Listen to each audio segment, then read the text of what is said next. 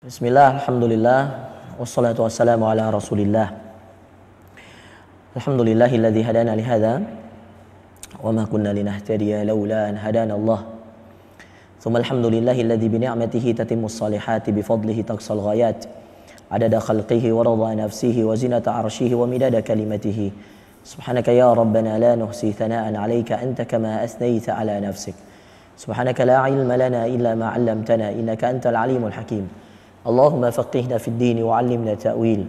Rabbi shrah li sadri wa yassir li amri wahlul 'uqdatam min lisani yafqahu qawli. Radina billahi rabban wa bil islami dinan wa bi Muhammadin nabiyyan wa rasulan. Allahumma salli wa sallim wa barik wa an'im ala al-mab'uthi rahmatan lil alamin nabiyyina wa qudwatina wa uswatina Muhammadin ibni Abdillah salawatu rabbina wa salamuhu alaihi wa ala alihi wa azwajihi wa ashabihi wa man tabi'ahum bi ihsan ila yaumiddin, amma ba'd. Saudara-saudara sekalian yang dimuliakan Allah Azza wa Jalla, para ikhwah fillah, a'azzani Allah wa iyyakum. Assalamualaikum warahmatullahi wabarakatuh. Kita bersyukur pada Allah. Pada kesempatan kali ini kita masih diberi kesehatan, yang mana itu adalah bagian daripada nikmat yang sangat besar. Apalagi di tengah wabah corona seperti ini, kita begitu merasakan betapa besarnya nikmat kesehatan itu. Dan tentu ini sesuai dengan sabda Rasulullah sallallahu alaihi wasallam, ni'matan maghbunun fihima katsirun minan nasi as-sihhatu wal faraq.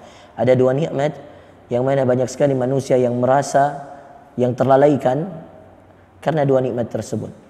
Satu, as-sihhah, yaitu kesehatan. Dua, al-faraq, yaitu waktu luang. Dan hari ini betul-betul kita bisa merasakan betapa mahalnya arti sebuah kesehatan.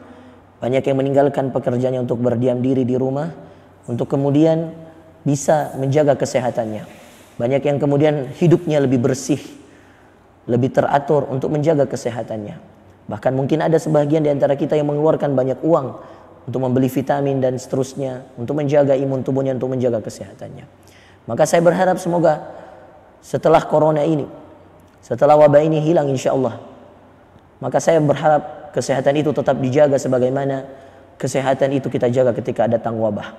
Dan yang lebih penting daripada itu, bukan hanya tentang menjaga kesehatan, karena kalau hanya menjaga kesehatan saja, itu hanyalah bagian terkecil dari kehidupan. Yang paling penting adalah apa yang menjadikan kesehatan itu bernilai di sisi Allah Azza wa Jalla, yaitu ketaatan. Apa yang membuat waktu luang itu bernilai di sisi Allah Azza wa Jalla ketika kita pakai untuk kebaikan, kita gunakan untuk ketaatan, yaitu bagaimana kesehatan tersebut, bagaimana waktu luang tersebut kita pakai dan kita gunakan untuk bernilai ibadah, beribadah kepada Allah Azza wa Jalla yang kita bungkus dan kita bingkai dalam balutan ketaatan dan kebaikan. Saudara sekalian yang dimuliakan Allah Azza wa Jalla, tentu wabah ini terjadi bukan atas ketidaksengajaan Allah. Tentu semua yang terjadi atas kemauan Allah dan iradah Allah, kemauannya, kesengajaannya. Allah yang paling tahu tentang hamba-hambanya. Allah yang paling tahu tentang keadaan satu negara. Allah yang bisa memilih, dan itu hak mutlak ya, yang kemudian Allah punya. Dan termasuk bagaimana Allah jadikan wabah ini mendekati bulan suci Ramadan, saudara sekalian. Allahu Akbar. Ini ujian yang begitu berat. Bagaimana justru menjelang Ramadan kita harus melatih diri kita untuk salat berjamaah. Bagaimana justru menjelang Ramadan kita harus kemudian melatih diri kita untuk kemudian semakin banyak mengunjungi rumah-rumah Allah. Di saat yang sama Allah berikan wabah ini. Dan Anda bisa bayangkan Masjidil Haram, Masjid Nabawi, ibadah umrah yang mana sebahagian kemudian telah mendaftarkan dirinya untuk beribadah umrah di bulan suci Ramadan atau kemudian sebelum Ramadan. Tetapi Allah berkehendak lain. Allah berkata lain. Allah jadikan wabah ini sebagai perantara agar kemudian kita sadar bahwa tidak ada yang kuasa kecuali kuasa Allah. Tidak ada yang hebat kecuali kemahahebatan Allah. Tidak ada yang menentukan kecuali yang menentukan adalah Allah Azza wa Jalla. Maka saudara sekalian yang dimuliakan Allah, pada kesempatan kali ini kajian kita yang bertemakan bagaimana mempersiapkan bekal terbaik menghadapi bulan Ramadan, saya dahului dengan muhasabah diri kita masing-masing. Bagaimana Ramadan kali ini ada sesuatu yang berbeda yang Allah berikan kepada kita, dan ini ujian yang sangat berat. Apalagi bagi Anda, saudara-saudaraku yang sudah terbiasa ke masjid, yang sudah terbiasa ruku, sujud bersama para jamaah di masjid-masjid, di rumah-rumah Allah, tentu ini adalah ibadah yang sangat mulia dan agung di sisi Allah. Wa ma'murkan masjid. Tetapi Anda dan kita semua harus merasakan ujian yang begitu berat ini, di mana kita semua akan menghadapi satu masa, satu fase, dan kita sudah hadapi beberapa hari yang lalu, beberapa pekan yang lalu, dan belum tentu kita bisa menyelesaikannya karena ini semua atas kehendak Allah dalam waktu dekat. Kita tidak tahu, bisa jadi sampai 2 bulan, 3 bulan. Na'udzubillah min dzalik. Kita harus seperti ini, dan na'udzubillah betapa besar kerinduan kita kepada rumah-rumah Allah Azza wa Jalla. Saudara sekalian yang dimuliakan Allah Azza wa Jalla, pada kesempatan kali ini saya ingin memberitahukan kepada kita semua bahwa ini adalah cara Allah, ini adalah skenario Allah untuk kita semua, agar kita lebih mempersiapkan diri kita menghadapi bulan suci Ramadan. Dan tentu sebagaimana sabda Rasulullah sallallahu alaihi wasallam tentang yang dikatakan oleh Aisyah radhiyallahu anha tentang apa yang harus dipersiapkan dan apa yang kemudian dipersiapkan oleh Rasulullah sallallahu alaihi wasallam ketika beliau masuk pada bulan Sya'ban. Berkata Ummul Mukminin Aisyah radhiyallahu anha, kata Aisyah dalam sebuah hadis yang sahih, Aisyah mengatakan bahwa tidaklah Rasulullah sallallahu alaihi wasallam masuk pada bulan Sya'ban kecuali beliau memperbanyak puasanya. Dan sampai dikatakan dalam hadis tersebut, sampai saya mengira bahwa beliau berpuasa selama 1 bulan penuh. Coba Anda bayangkan, sampai saya mengira bahwa beliau berpuasa selama 1 bulan penuh.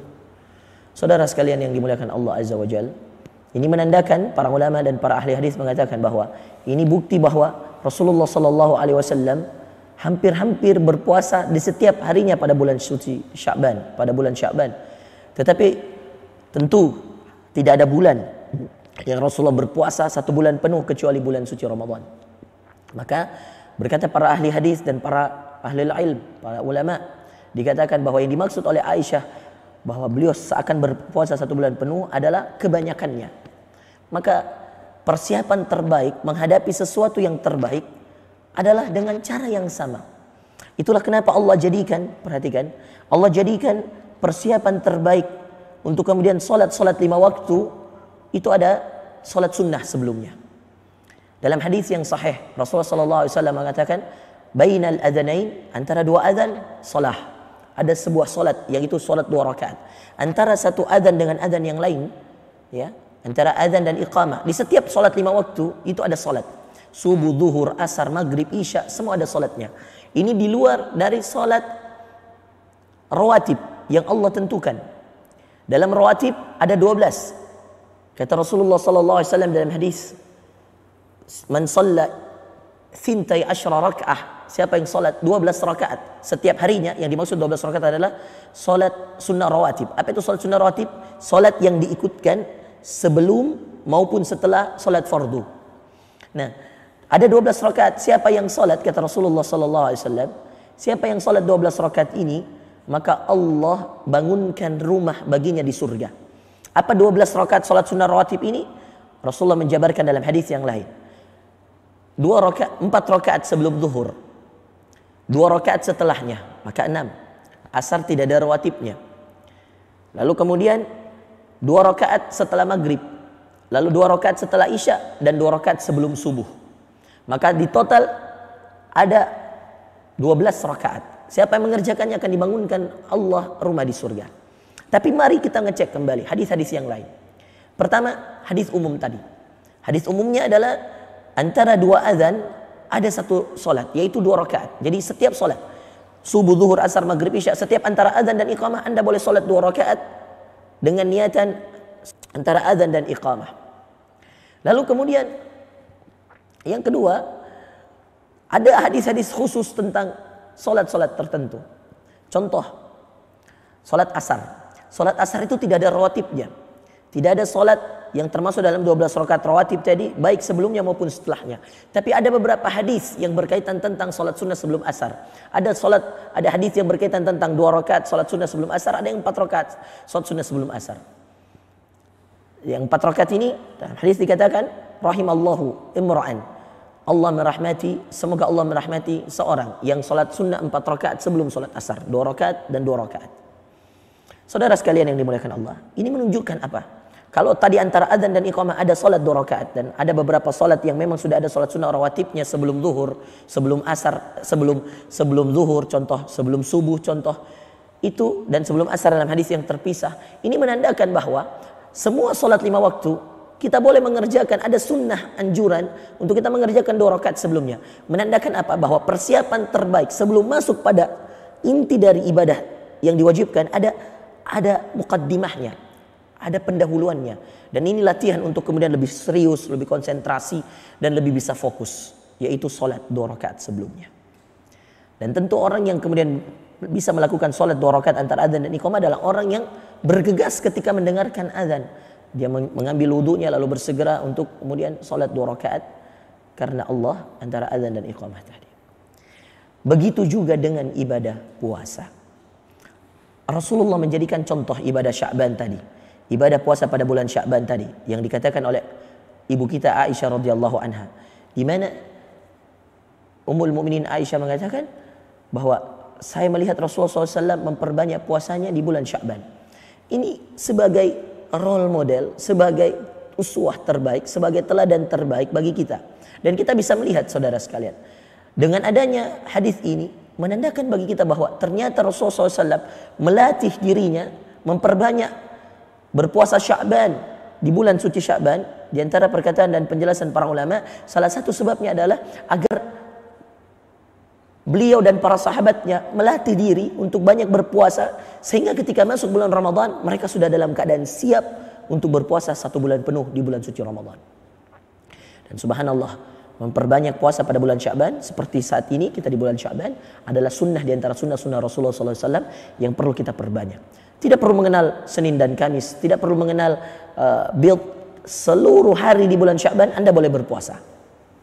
Tidak harus Senin Kamis, tidak harus bulan Bid, di hari-hari Bid, tidak harus. Semua hari di bulan Sya'ban Anda bisa berpuasa. Dan ini adalah di antara keutamaan bulan Sya'ban, dan itu adalah anjuran dari baginda kita Nabi Muhammad sallallahu alaihi wasallam. Saudara sekalian yang dimuliakan Allah Azza wa Jalla, maka persiapan terbaik untuk memasuki bulan suci Ramadan, bekal terbaik untuk memasuki ibadah puasa 1 bulan penuh yang diwajibkan Allah. Hanya ada 1 puasa yang Allah wajibkan kepada kita, yaitu puasa di bulan suci Ramadan. Dan tahukah Anda, sebelum diwajibkan puasa ini ada 3 tahapan Allah mewajibkan puasa Ramadan.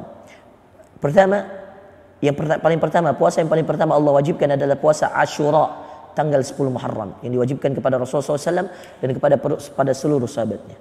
Lalu kemudian datang kewajiban yang kedua, yaitu puasa di bulan suci Ramadan. Ya. Tetapi dalam keadaan konteks pilihan, Anda boleh puasa, Anda boleh membayar fidyah. Ya.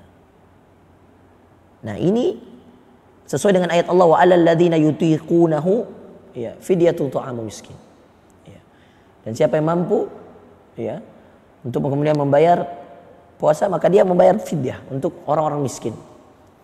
Jadi setelah puasa Asyura ada puasa Ramadan tapi dalam bentuk pilihan.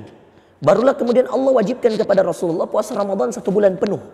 Nah, ini kronologi asbab nuzul cerita bagaimana puasa Ramadan itu diwajibkan kepada baginda kita Rasulullah SAW. Rasulullah SAW selama hidupnya puasa 9 kali Ramadan. Perhatikan, 9 kali beliau berpuasa selama hidupnya di bulan suci Ramadan.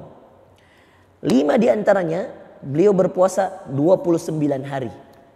4 sisanya beliau berpuasa selama 30 hari. Nah, saudara sekalian yang dimuliakan Allah Azza wa Jalla, kita kemudian mengambil kesimpulan bahwa Allah ketika mewajibkan puasa Ramadan kepada baginda Rasulullah SAW tidak langsung turun diwajibkan seperti itu, tidak. Seperti salat. Salat yang paling pertama dianjurkan Allah kepada Rasulullah SAW yaitu salat malam, sebelum diturunkan salat yang 5 waktu. Begitu juga dengan puasa, sebelum diturunkan puasa Ramadan, yang paling pertama diwajibkan oleh Allah adalah puasa Asyura tanggal 10 Muharram. kepada Rasulullah SAW. Ini menandakan bahwa Allah ingin ada pendahuluan. Sebelum masuk pada yang diwajibkan, Allah berikan pendahuluan. Tes, dicoba, mampu atau tidak. Lalu kemudian diturunkanlah syariat. Dan ini adalah rahmat Allah, kasih sayang Allah. Andai kata Ramadan itu langsung diturunkan, mungkin sebahagian sahabat di waktu itu merasa keberatan atau mungkin ada yang belum terbiasa.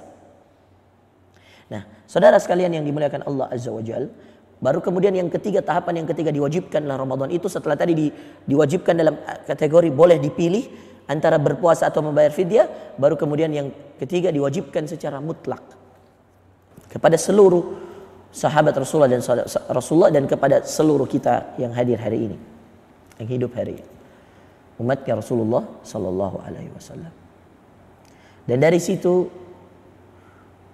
turunlah ayat Allah Azza wa Jalla, ya ayyuhalladzina amanu, hai orang-orang yang beriman, kutiba alaikumus siyam, telah ditetapkan bagi kalian untuk berpuasa, kama kutiba alal ladzina min qablikum, sebagaimana telah ditetapkan untuk orang-orang sebelum kalian berpuasa, la'allakum tattaqun, agar kalian bertakwa. Saudara sekalian, maka turunlah ayat faman syahida minkumus syahra falyasum, diwajibkanlah secara mutlak.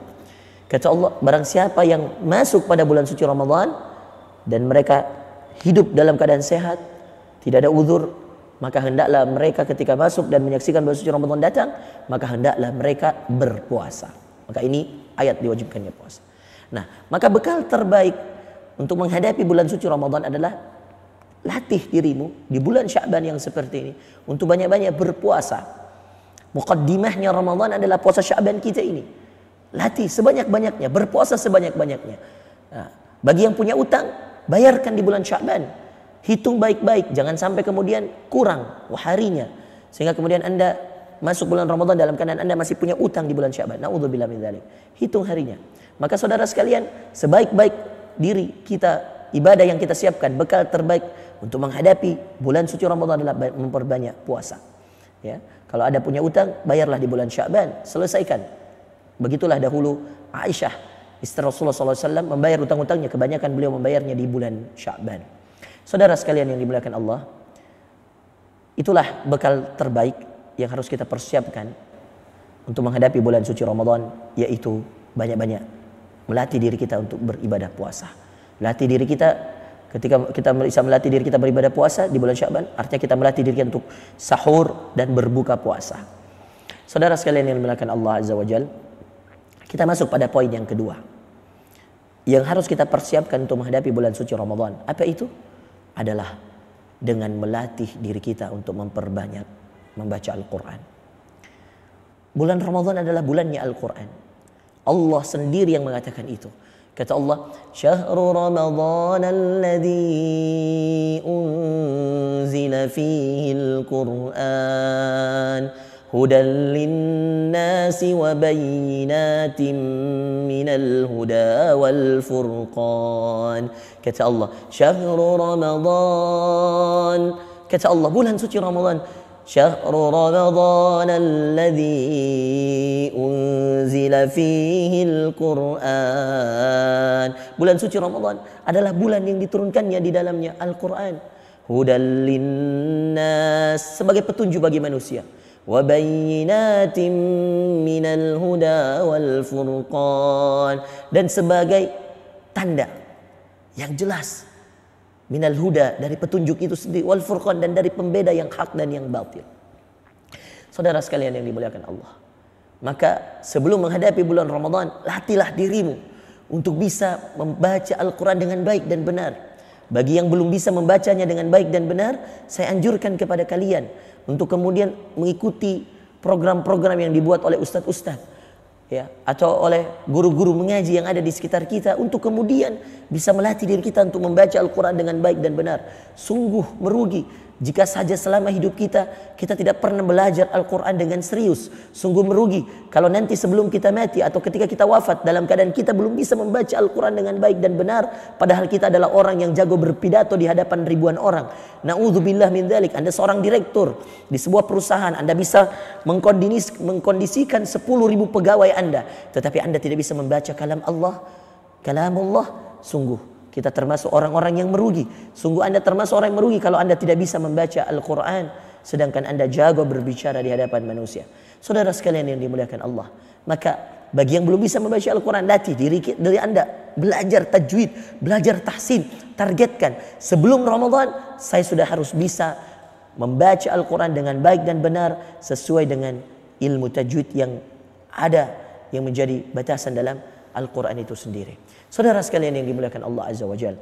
Lalu kemudian setelah Anda belajar mampu membaca Al-Quran dengan baik dan benar. Kalau Anda sudah mampu, maka buatlah program. Apa buat program? Latih diri Anda untuk bisa mentadabburi Al-Quran. Bacalah Al-Quran dan bacalah artinya, agar kecintaanmu tumbuh kepada Al-Quran, sehingga nanti ketika bulan suci Ramadan masuk dan tiba, Anda tidak mau berpisah dengan Quran. Dan itulah sebaik-baiknya orang yang kemudian hidupnya dipenuhi dengan Al-Quran selama bulan suci Ramadan. Dikatakan dalam sebuah asar Imam Asy-Syafi'i, Imam Muhammad bin Idris Asy-Syafi'i, ketika masuk bulan suci Ramadan, yaqtimul Quran fil yawm marratain. Beliau menghatamkan Al-Quran dalam satu hari 2 kali, saudara sekalian. Bayangkan, masuk bulan suci Ramadan 2 kali beliau khatam. Khatmah fil nahar wa khatmah fil lail. Satu kali khatmahnya, satu kali khatamnya di siang hari, dan satu kali khatamnya di malam hari. Kenapa? Kenapa bisa terjadi ini? Karena beliau sangat cinta dengan Al-Quran, tidak mau lepas dari Al-Quran. Seakan hidupnya 24 jam itu untuk Quran saja. Subhanallah. Dan ini dikatakan dalam riwayat, saudara sekalian. Dan subhanallah, tentu selain itu yang bisa membuat beliau bisa khatmah cepat di siang harinya sekali dan di malam harinya sekali adalah karena keterbiasaan beliau dengan Al-Quran. Karena kebersamaan beliau yang sebelum masuk Ramadan beliau sudah terbiasa bersama dengan Al-Quran. Beliau sudah terbiasa menghafalkan Quran, bahkan dikatakan beliau hafal Al-Quran dari usia belita, dari usia belia kecil. Dan itulah Imam Muhammad bin Idris Asy-Syafi'i. Lalu saudara sekalian yang dimuliakan Allah Azza wa Jalla, setelah mentadaburi Al-Quran, membaca Al-Quran, mentadaburinya, Anda bisa membuat program yang sangat baik, yaitu menghafalkan Al-Quran. Aturlah target-targetmu. Selain engkau mempunyai target untuk membaca Al-Quran, buatlah target untuk kemudian bisa menghafalkan Al-Quran.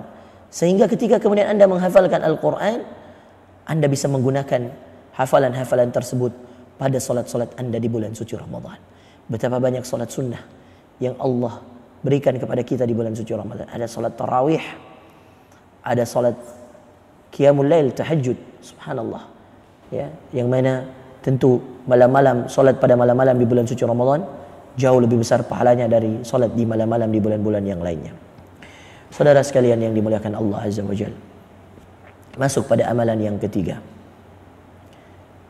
yang harus kemudian kita perbanyak ketika kita ingin mempersiapkan diri kita untuk masuk pada bulan suci Ramadan. Apa itu?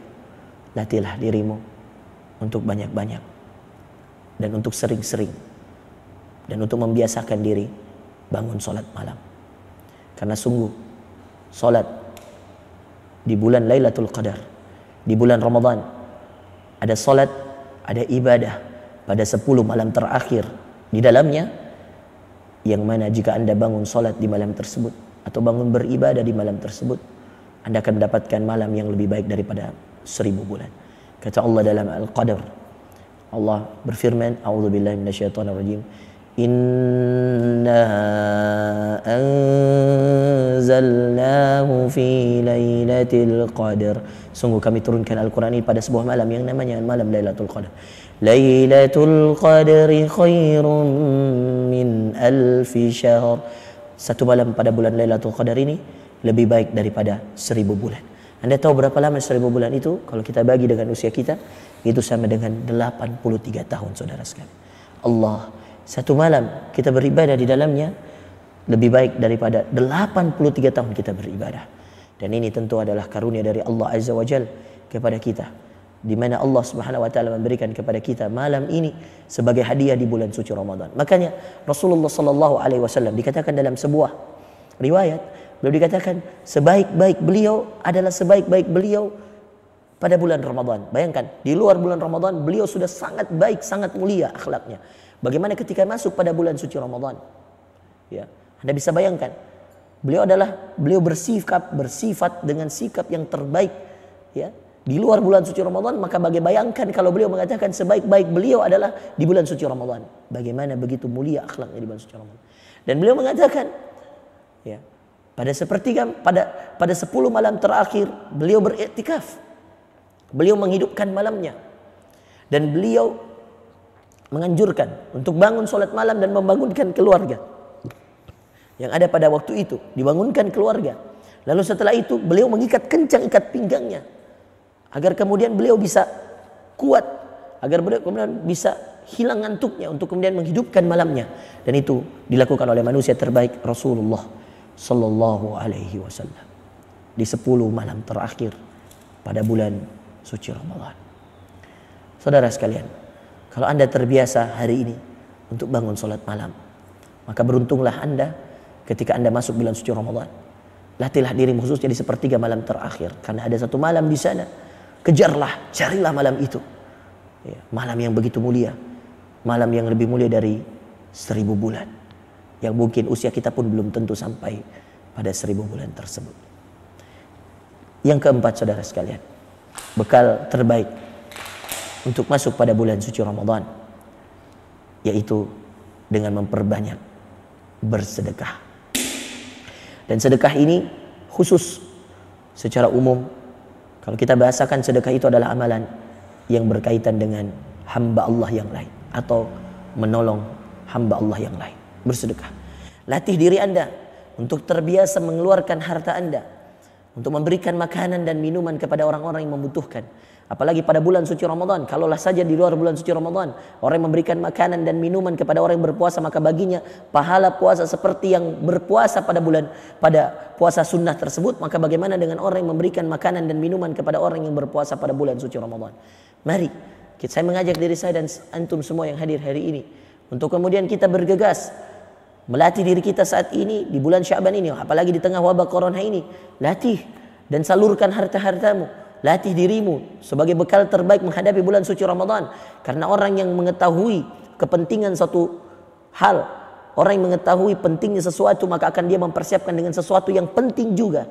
Orang penting tahu tentang arti kepentingan. Orang yang betul-betul mengerti tentang kemuliaan, maka dia akan mempersiapkan dirinya untuk menghadapi atau mengejar kemuliaan itu. Dan itulah orang-orang yang tahu betapa mulianya dan betapa pentingnya bulan suci Ramadan. Maka latih diri kita untuk bersedekah. Dan puncak dari sedekah itu di bulan suci Ramadan adalah zakatul fitrah.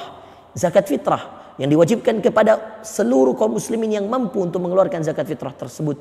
Nanti dikeluarkan sebelum, ya, di akhir-akhir bulan suci Ramadan, sebelum khatib Aid naik ke atas mimbar, atau sebelum salat Aidul Fitri dikumandangkan. Nah, saudara dilaksanakan. Saudara sekalian yang dimuliakan Allah Azza wa Jalla, maka amalan yang keempat ini berkaitan dengan orang lain. Dan tentu ada yang luar biasa di balik itu. Allah berfirman dalam surah Muhammad ayat ke-7, kata Allah, "Ya ayyuhalladzina amanu", hai orang-orang yang beriman, "in tansurullah", kalau kalian menolong Allah. Berkata para ahli tafsir, menolong Allah yang dimaksud dalam ayat ini menolong hamba Allah.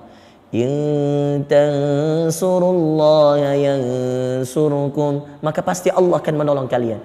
"Wa yuthabbit aqdamakum", dan Allah akan mengokohkan kaki-kaki kalian, menguatkan kaki-kaki dan pegangan-pegangan kalian. Saudara sekalian, yang dimaksud dalam ayat ini, jika kamu menolong hamba Allah, ya, menolong agama Allah, maka pasti Allah akan menolongmu, dan pasti Allah akan mengokohkan pendirianmu, menguatkanmu. Maka coba lihat saudara sekalian,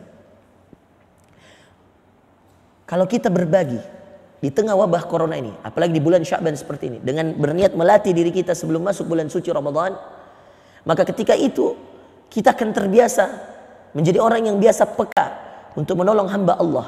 Maka ketika kita kemudian berbagi dan ketika kemudian menolong hamba Allah, akan muncul kecintaan dalam diri kita. Dan tentu orang yang menolong sesama mereka adalah orang yang mencintai sesamanya. Dan itu adalah murni rasa sayang Allah berikan kepada kita umat manusia. Dan tidak semua orang diberikan rasa cinta itu. Tidak semua orang diberikan rasa sayang itu, saudara sekalian. Maka latihlah dirimu untuk banyak bersedekah di jalan Allah Azza wa Jalla. Khususnya di tengah wabah corona ini, banyak sekali di antara saudara-saudara kita yang terputus nafkah dan rezekinya karena adanya wabah corona ini. Maka sisihkanlah penghasilanmu, sisihkanlah uangmu untuk mereka yang kesulitan di tengah wabah corona ini. Yang terakhir, menjadi poin yang kelima yang harus kita lakukan juga untuk kemudian kita menghadapi bulan suci Ramadan.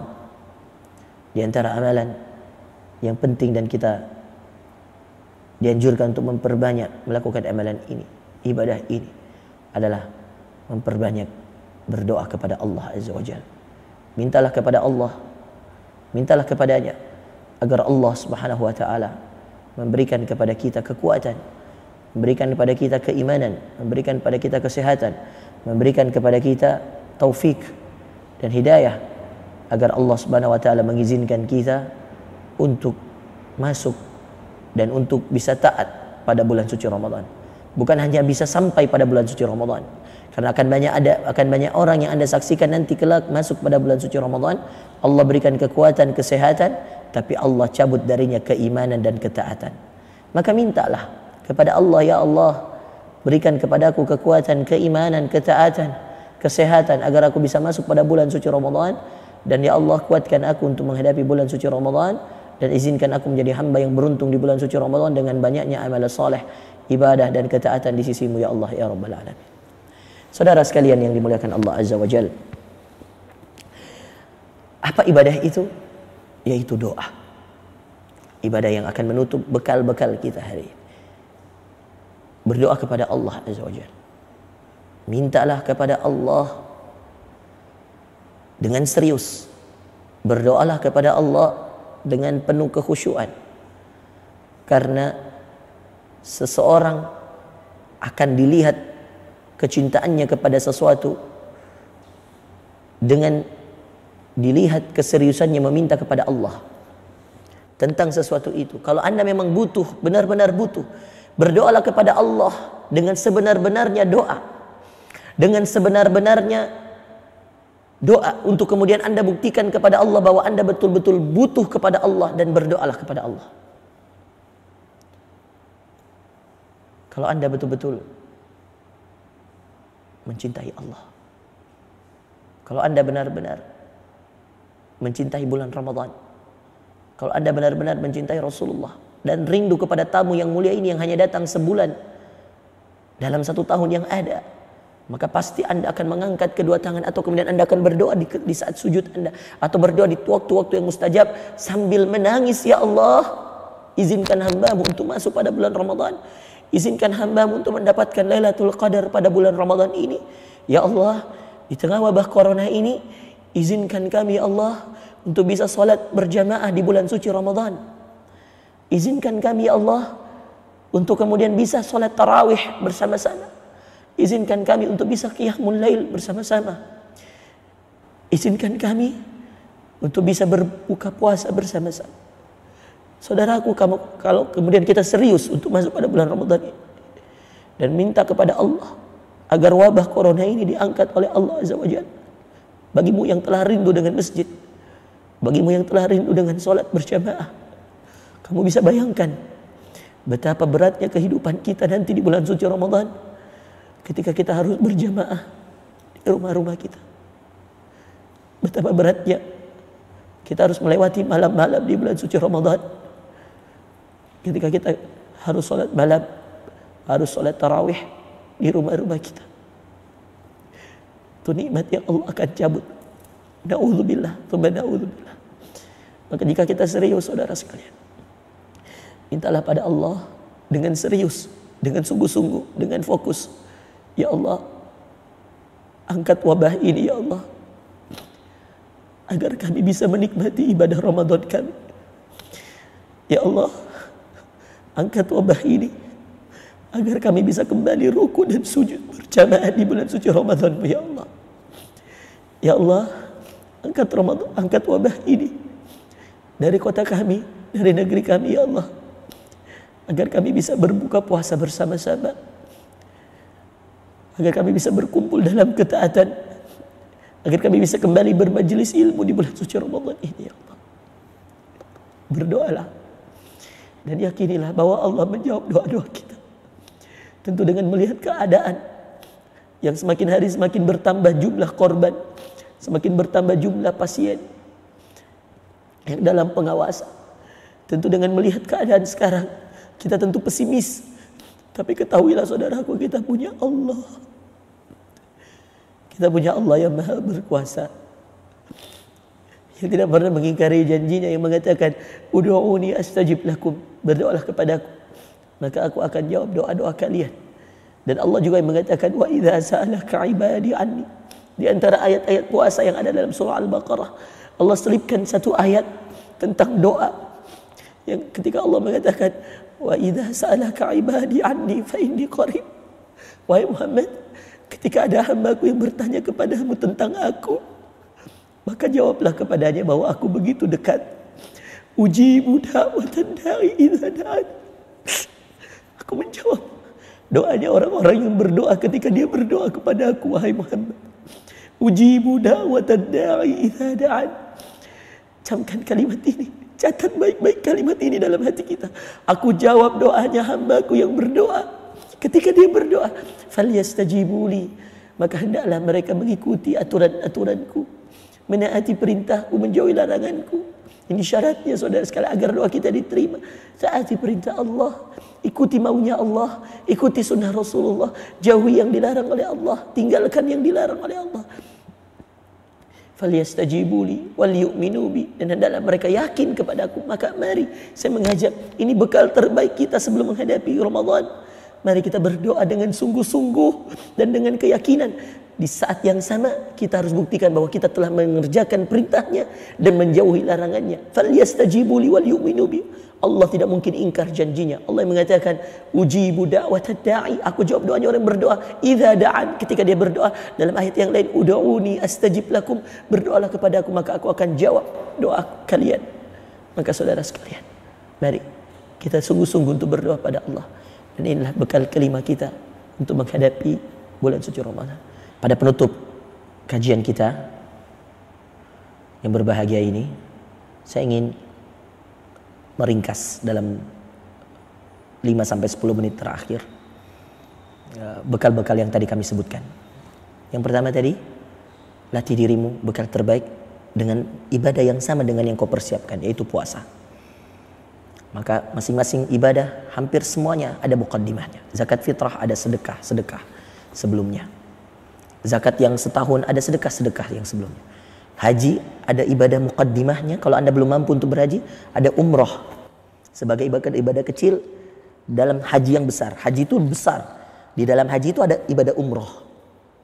Tawafnya, sa'inya, ya, berihramnya, tawafnya, sa'inya, dan tahallulnya. 4 rukun umroh itu ada dalam haji.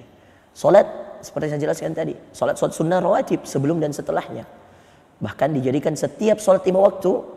Perhatikan, dijadikan setiap salat 5 waktu ada salat sebelumnya, tidak ada salat setelahnya. Jadi contoh, semuanya ada salat sebelumnya. Dengan apa kita mengambil bahwa semuanya ada salat sebelumnya, Ustadz? Itu tadi hadis yang umum, ya, yang Rasulullah mengatakan antara azan dan iqamah, antara 2 azan ada 2 rakaat. Artinya semua 5 waktu ini pasti ada azannya dan pasti ada iqamahnya. Berarti setiap salat 5 waktu ini ada salat sebelumnya. Tapi tidak semuanya ada salat setelahnya. Coba lihat. Ada 2 salat yang tidak ada salat setelahnya. Subuh dan asar. Anda tidak boleh salat setelah subuh, Anda tidak boleh salat setelah asar. Itu waktu yang dimakruhkan, bahkan sebagian ulama mengharamkan salat setelah dua salat tersebut. Nah, ini membuktikan bahwa salat sunnah belum ditambah dengan salat sunnah rawatib, ya. Bahkan dijadikan salat zuhur itu rawatibnya 4 rakaat. Salat sebut sunnah rawatib sebelumnya 4 rakaat dan salat sunnahnya 2 rakaat. Ini menjadikan bahwa ibadah-ibadah itu ada muqaddimahnya. Maka persiapkan diri terbaik, latih diri untuk banyak berpuasa. Saya katakan ini sunnah Rasulullah. Rasulullah kata Aisyah kebanyakan puasanya sampai dikatakan berpuasa 1 bulan penuh. Kata para ahli hadis ini menandakan bahwa hampir-hampir Aisyah sendiri tidak tahu mana hari Rasulullah berpuasa mana tidak, karena di bulan Syaban seakan semua harinya Rasulullah berpuasa. Nah, itu makna dari perkataan Aisyah radhiyallahu anha. Maka latih diri kita untuk banyak berpuasa. Lalu kemudian yang kedua dengan Al-Quran. Kalau bisa targetkan untuk hatam Al-Quran sebelum masuk bulan suci Ramadan. Pasang target baik-baik sebelum masuk bulan suci Ramadan Anda sudah bisa menghatamkan Al-Quran 30 juz. Dengan tadi yang sudah saya jelaskan, yang belum bisa mengaji, belajarlah tahsin, pelajari tajwidnya sehingga kemudian Allah Azza wa Jalla memberikan pada kita taufik, kemudahan, mudah-mudahan masuk bulan suci Ramadan kita sudah bisa mengaji dengan baik dan benar. Lalu kemudian yang ketiga, banyak latihan untuk salat malam. Karena sungguh malam-malam di bulan suci Ramadan adalah malam-malam terbaik yang ada, apalagi di 10 malam terakhir dan di 1/3 malam terakhir. 10 malam terakhir di 1/3 malamnya. Allahu Akbar. Itulah waktu yang terbaik. Latih diri kita untuk banyak salat tahajud, salat malam menjelang bulan suci Ramadan. Lalu kemudian yang selanjutnya adalah latih diri kita untuk banyak berbagi kepada sesama kita, yaitu bersedekah. Apalagi di tengah wabah corona seperti ini, saya menganjurkan pada seluruh yang hadir di Wahda Inspirasi Zakat, kita punya program 50.000 per kepala. Bagi siapa yang kemudian mau menyumbangkan 50.000 rupiah saja, maka dia sudah bisa menanggung 1 orang untuk 1 harinya. Ya. Apalagi kalau dia bisa memberikan itu jumlah keluarganya, kalau dia ada 5 orang dalam 1 keluarga, dia membayar 250.000, dia bisa menafkahkan untuk 1 keluarga yang lainnya, dan begitu seterusnya. Dan insya Allah ini adalah bagian ikhtiar kita agar Allah segera mencabut wabah ini. Ingat tadi kata Allah, kalau kamu menolong hamba Allah, Allah akan menolongmu. Jadi kalau kita mau ditolong Allah dari wabah corona ini, maka mari kita menolong sesama kita. Maka mari kita menolong dengan berbagi kepada sesama kita. Insya Allah dengan itu Allah akan mengangkat wabah ini dan akan menolong kita segera terbebas dari wabah ini, sehingga kita masuk pada bulan suci Ramadan, kita bisa kembali menemukan Ramadan kita. Bahkan mudah-mudahan Masjidil Haram, Mekah dan Madinah sudah bisa terbuka, sehingga kemudian saudara-saudara kita yang ada di sana bisa berumrah. Saudara-saudara kita yang ada di sana bisa melaksanakan ibadah yang luar biasa, ibadah agung umrah itu. Bisa melaksanakan salat malam. Kita rindu dengan suara imam-imam Masjidil Haram, Allahu Akbar, Imam Masjidil Nabawi, Allahu Akbar. Ya. Yang mana kalau masih ada wabah ini tentu bisa saja sudah ditiadakan ibadah umrah di bulan suci Ramadan dan ditiadakan salat malam. Padahal Anda tahu bahwa ibadah umrah di bulan suci Ramadan adalah pahalanya seperti berhaji, kata Rasulullah SAW. Orang yang beribadah umrah di bulan Ramadan itu pahalanya seperti orang yang berhaji. Mudah-mudahan Allah segera mengangkat penyakit. Maka latih diri kita untuk banyak berbagi harta kita, ya, di saat-saat di mana iman kita dites oleh Allah, diuji oleh Allah Azza wa Jalla. Lalu yang terakhir adalah dengan banyak berdoa kepada Allah. Minta dengan serius, minta dengan sungguh-sungguh agar Allah Subhanahu wa taala memberikan kepada nikmat, taufik, hidayah, kesehatan, supaya Allah segera mencabut wabah ini dan kita bisa kembali normal, hidup dalam keadaan kita masuk di bulan suci Ramadan. Semoga Allah cabut sebelum bulan suci Ramadan masuk keadaan-keadaan ini. Mudah-mudahan ini semua dijadikan oleh Allah penghapus dosa-dosa kita karena kesabaran kita. Mudah-mudahan kesabaran kita, ketaatan kita untuk selalu di rumah saja, ya, untuk kemudian menghindarkan diri dari tersebarnya semakin banyaknya penyakit ini. Mudah-mudahan solat kita di rumah diberi pahala yang lebih besar dari solat kita ketika kita sehat, di saat tidak ada wabah, ketika kita solat di masjid.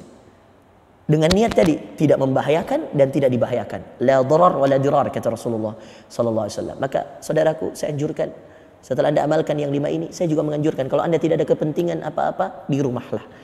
Perbanyaklah 5 amalan tadi ini. Sekarang zamannya Anda bisa bersedekah dengan mudah. Kalau Anda memesan makanan Gojek atau Grab atau apa, Anda bisa titipkan uang lebih kepadanya dan katakan kepadanya, kalau 30.000 Anda berikan 50.000, katakan 20.000-nya untuk keluarga Anda, Pak. Mudah, tidak harus keluar rumah untuk bisa bersedekah. Apalagi dengan zaman yang secanggih ini, ya, dengan adanya mobile banking, Anda bisa kemudian mentransfer lewat handphone Anda. Itu sudah sangat mudah sekali. Maka ya, saya mengajak diri saya, ya, teman-teman yang hadir hari ini, ya, bagi yang mau ikut program Wahda Inspirasi Zakat bisa mengirimkan ke nomor rekening yang ada di bawah, ya, kirimkan, dan insya Allah sebelum Ramadan mudah-mudahan ya sudah tersalurkan dan mudah-mudahan Allah segera angkat penyakit ini karena kepedulian kita kepada sesama hamba. Dan tentu banyak berdoa yang sebagaimana yang terakhir tadi, minta kepada Allah agar Allah Azza wa Jal segera mengangkat penyakit ini, segera mengangkat wabah ini, dan kita bisa masuk pada bulan Ramadan dalam keadaan sehat keimanan kita dan sehat fisik kita, dan insya Allah lingkungan kita juga sehat dari wabah-wabah dan penyakit-penyakit. Barakallahu fikum. Saya Ustadz Muhammad Farrozi Ansar, Ketua Dewan Perwakilan Luar Negeri Wahda Islamiyah di Sudan, mengucapkan ahlan wa sahlan wa marhaban bil Ramadan. Selamat datang bulan suci yang mulia, bulan suci Ramadan, dan semoga Allah Subhanahu wa taala, Allahumma waffiqna lima tuhibbu wa tarda, ya Allah berikan kami taufik atas apa yang Kau cintai dan Kau ridhai pada bulan suci ini, ya Allah. Izinkan kami untuk bertaubat, izinkan kami untuk kembali kepadamu, dan jadikan kami hamba-hambamu yang selalu mendekatkan diri kami kepadamu, yang beruntung pada bulan suci Ramadan kali ini. Jazakumullahu khairan. Wa sallallahu ala nabiyyina Muhammadin. Barakallahu fikum. Wa Rabbil alamin. Wassalamualaikum warahmatullahi wabarakatuh.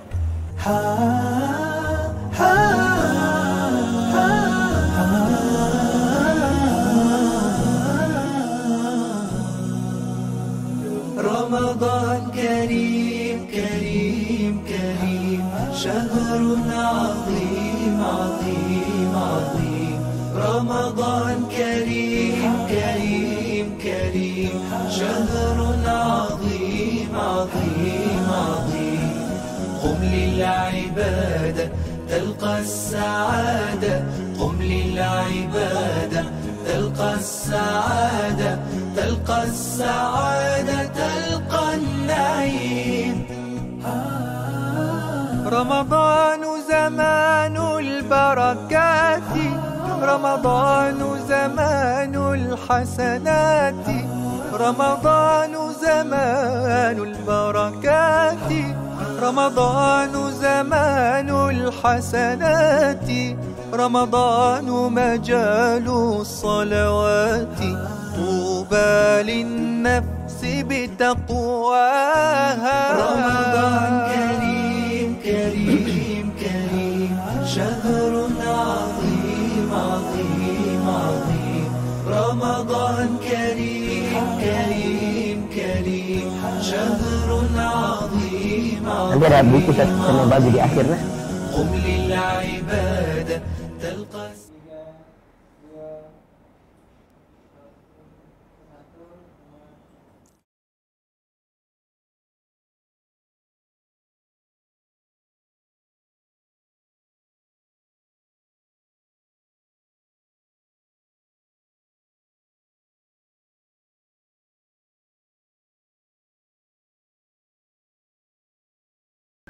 program spesial kami PSR atau Pembelajaran Sekolah untuk sesi kelima di hari ketiga dengan tema siapkan bekal terbaik mengenai Ramadan bersama narasumber kita Ustaz Muhammad Farrozi Ansar LC MA Hafizahullah. Dan barusan kita menyimak materi yang begitu menarik dari beliau, Masya Allah. Mudah-mudahan bermanfaat untuk kita semua. Dan sekarang kita berada di sesi tanya jawab. Untuk Anda yang mau sharing dengan beliau, pastikan pertanyaan-pertanyaan yang Anda ingin tanyakan terkait dengan tema yang beliau telah sampaikan di hari ini, yaitu siapkan bekal terbaikmu menyambut Ramadan. Dan di studio sudah hadir bersama saya narasumber kita Ustadz Muhammad Farrozi Ansar LC MA Hafizahullah. Gimana kabarnya Ustadz? Alhamdulillah. Sehat ya? Alhamdulillah sehat. Iya, saya juga cukup mengikuti perkembangan Ustadz di sosial media. Beberapa pekan lalu juga ada up and down kesehatannya juga. Betul. Mudah-mudahan tetap sehat ya Ustadz ya. Iya, alhamdulillah. Menyambut Ramadan. Insyaallah. Baik, kita akan segera jawab satu persatu pertanyaan-pertanyaan yang sudah masuk di kami di pagi hari ini. Pertanyaan pertama dari Syarifuddin Dayengkawang, Ustadz. Ya. Bismillah, afwan, bolehkah kita melaksanakan sholat Id dengan jumlah jamaah yang sedikit? Misalnya hanya 10 orang saja, Ustadz. Baik. Langsung saya jawab. Iya, Ustadz, silakan, Ustadz. Alhamdulillah, wassalatu wassalamu ala Rasulillah ma ba'd. Tentu kita akan mengembalikan kepada keadaan dan situasi. Ya. Karena agama ini adalah agama yang sangat fleksibel terhadap keadaan dan situasi pemeluknya atau pelakunya. Ya. Di mana sholat Jumat yang juga termasuk hari raya. Kita perlu ketahui bahwa ada 3 hari raya kaum muslimin yang disepakati oleh ijma para ulama. Idul Fitri, Idul Adha, dan kemudian sholatul Jum'ah. Sholat Jumat itu, hari Jumat itu dikatakan sebagai hari raya, dan khatib naik ke atas mimbar dikiaskan sama persis dengan khatib yang naik di atas mimbar pada sholat Idul Fitri dan Idul Adha. Maka kalau saat ini kita dengan keadaan corona seperti ini, lalu kemudian kita meniadakan sholat Jumat dan menggantinya dengan sholat zuhur, maka bisa saja kemungkinan besar ya sholat Id di hari itu ditiadakan, bisa saja karena kembali kepada situasi dan kondisi saat itu. Ya, jadi apapun keadaannya nanti kita akan serahkan kepada Allah. Namun perlu diketahui hukum-hukum dan syarat-syarat sholat Jumat hampir sama persis dengan hukum-hukum dan syarat-syarat sholat Idul Fitri dan Idul Adha itu, kecuali ada beberapa perbedaan di takbirnya dan seterusnya. Nah, kemudian ada perbedaan juga di khatib dan seterusnya. Jumat sholatnya diakhirkan, khutbahnya didahulukan. Id kebalikannya, ya, khutbah didahulukan, lalu kemudian sholat didahulukan, baru kemudian khutbahnya diakhirkan. Nah, maka ketika jumlahnya sedikit dan dalam keadaan corona justru tidak dianjurkan untuk sholat dalam jumlah yang sedikit itu. Ya, maka sebaik-baik tempat untuk melaksanakan sholat Id adalah tempat yang paling banyak menampung massa, menampung jumlah yang banyak. Ya. Maka kalau jumlahnya sedikit lebih baik ditiadakan, apalagi dalam keadaan situasi corona seperti ini. Wallahu taala alam. Baik, Masya Allah. Terima kasih Ustaz. Ya. Selanjutnya adalah ada Abdillah Hani di Merauke nih Ustaz, jauh banget tuh. Masya Allah. Oke. Bagaimana cara menyiapkan bekal menyambut Ramadan bagi pengantin baru yang masih dalam tahap PDKT? Baik. Iya. Pengantin baru ya. Iya, Ustaz. Masya Allah. Pertama tentu yang perlu diketahui oleh pasangan baru ini adalah satu, bagaimana mereka saling menguatkan masalah ketauhidan mereka, akidah mereka. Harus sama-sama. Yang paling pertama yang harus Anda lakukan adalah ketika Anda di masa corona seperti ini, masuk Ramadan seperti ini, dan Anda pasangan yang baru, pertama satukan visi akidah dan tauhidmu, bahwa tidak ada yang memberi rezeki kecuali Allah, bahwa suami ketika keluar rumah yang menjaga hanya Allah, bahwa istri ketika dalam rumah yang bisa menjaganya hanya Allah. Ini disatukan dulu. Setelah tauhidnya sama, visi dari akidahnya sama, lalu masuk pada tahapan yang kedua, ibadah. Suami sebelum meninggalkan rumah mengingatkan istrinya tentang ibadah. Sholatnya tepat waktu, jangan lupa mengaji, zikir pagi dan petangnya. Istri ketika kemudian suami mau keluar rumah mengingatkan masalah ibadahnya, cari yang halal. Bahkan dikatakan pada zaman salaf terdahulu, ketika ada seorang ulama yang ingin keluar rumahnya, sang istri membawa 4 orang anaknya, lalu kemudian menentengnya setiap kali mau keluar rumah, diantarnya suaminya ke depan pintu. Lalu setiap kali mau keluar rumah tersebut, berkatalah sang istri di hadapan anak-anaknya, dia mengatakan, kunna ya natahammalu ala syiddatil ju', kami semua mampu menahan pedihnya, pahitnya rasa lapar. Walakin la nastati' an natahammal syiddata hararatin nar, tetapi kami tidak bisa menahan panasnya api neraka. Maka jangan bawa pulang ke kami hal yang bisa membuat kami tidak tahan dengan panasnya api neraka. Lebih baik kamu pulang dengan tangan kosong daripada kamu harus membawa sesuatu yang membuat kami harus menahan panasnya api neraka. Yang ketiga, yang terakhir adalah tentu ketika sudah tauhidnya sudah sama, lalu kemudian ibadahnya sudah sama, lalu kemudian yang paling penting adalah bagaimana mereka saling menyesuaikan diri satu karakter dengan karakter yang lain. Ini yang sangat penting dalam rumah tangga. Karena tidak ada yang paling penting kecuali bagaimana keharmonisan itu dibentuk dengan saling memahami dan saling mengerti. Pertengkaran, cekcok dan seterusnya pasti adalah sesuatu hal yang akan menghiasi rumah tangga itu. Tinggal bagaimana keduanya bisa saling menahan diri dan insya Allah saling mengintrospeksi diri. Wallahu ta'ala alam. Sekedar mengingatkan ya bahwa insya Allah di akhir perjumpaan kita, makanya kalian jangan putuskan menonton, insya Allah ada hadiah buku ya di akhir acara nanti kita. Saya berikan buku. Baik, kita ke pertanyaan berikutnya Ustadz. Ada Yusri Irma, Pak Ustadz, amalan apa atau doa apa yang harus kita lakukan supaya terhindar dari dosa riba? Mengingat sekarang keadaan ekonomi begitu sulit dan kebutuhan semakin meningkat, Ustadz. Dari Bulukumba ini, Ustadz. Bagus sekali. Keadaan yang sekarang ini adalah keadaan yang bukan baru terjadi pertama kali di muka bumi ini. Keadaan ini sudah terjadi dari zaman Rasulullah SAW dengan wabah yang berbeda. Wabah waktu itu namanya ta'un. Nah, saudara sekalian yang dimuliakan Allah, keadaan ini berubah dari satu waktu ke waktu, bisa dimulai dan bisa berakhir. Ya. Tetapi ingat, amalan kalian, amalan kita, itu kita yang kemudian menjadi penentunya. Tidak bisa keadaan yang membuat kita masuk surga. Ya. Dan tidak bisa kemudian keadaan yang membuat kita masuk neraka. Ada taun, tidak ada taun. Ada corona, tidak ada corona. Allah menghisap amalan kita. Maka yang paling penting adalah ketika kemudian kita hidup, bagaimana bukan menyikapi tentang apa yang menjadi keadaan kita, tetapi apa yang menjadi amalan kita. Bukan keadaan sekitar kita yang kita harus pusingkan, saudara sekalian, tetapi apa yang menjadi amalan kita. Bahkan ingat, saudara sekalian, berkata Ibnu Sirin, laukana, perhatikan ini perkataan Ibnu Sirin yang luar biasa, laukana habbatus syair bidinar, seandainya setiap satu biji gandum, ya satu biji gandum itu seperti satu butir beras, saudara sekalian.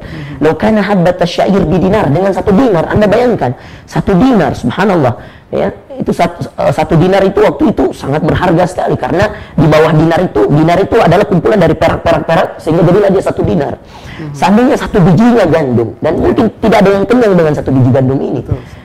Laukana habbatus syair bidinar, ya seandainya satu biji gandum dengan harga satu dinar, la ubali, kata Ibnu Sirin, saya tidak akan pedulikan. A'budullaha kama amarani, akan terus aku sembah Allah, akan terus aku beribadah pada Allah sebagaimana Allah menyuruhku beribadah, karena amarani, sebagaimana itu perintahnya. Saya tidak pedulikan harga gandum berapa, saya tidak akan pedulikan. Wa sayarzuquni kama wa'adani, dan saya yakin betul Allah akan memberikanku rezeki sebagaimana dia menjanjikannya kepadaku, dan tentu Allah tidak akan pernah mengingkari janjinya. Maka hindari riba. Ya. Bahkan kalau seandainya Anda pengguna riba, inilah zaman corona sekarang, saatnya keluar dan resign dari tempat-tempat riba.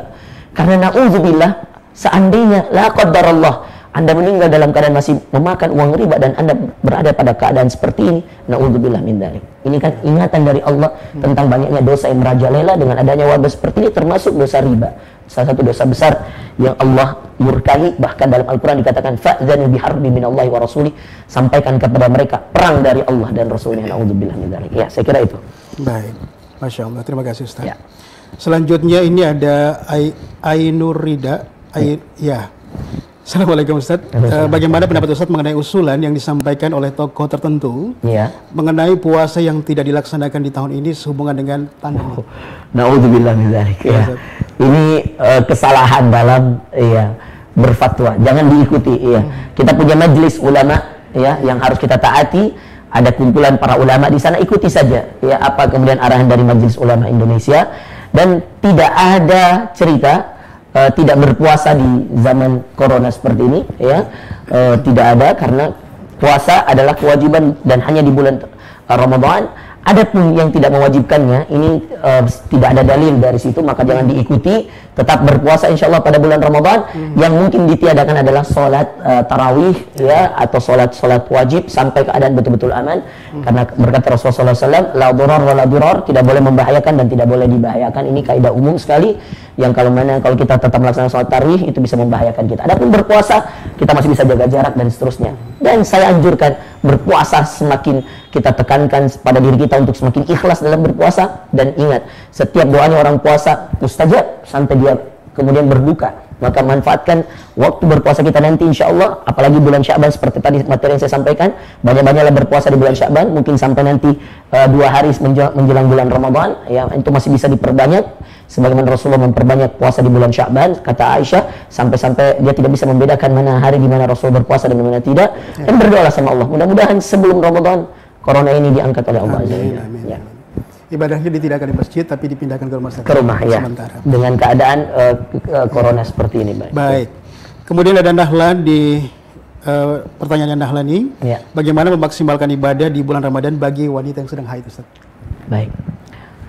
Di antara kesalahan kita di Indonesia yang paling banyak sekali tersebar di kalangan ibu-ibu yang sedang haid adalah mereka tidak mau mengaji ketika dalam keadaan haid. Ini kesalahan yang luar biasa. Dengan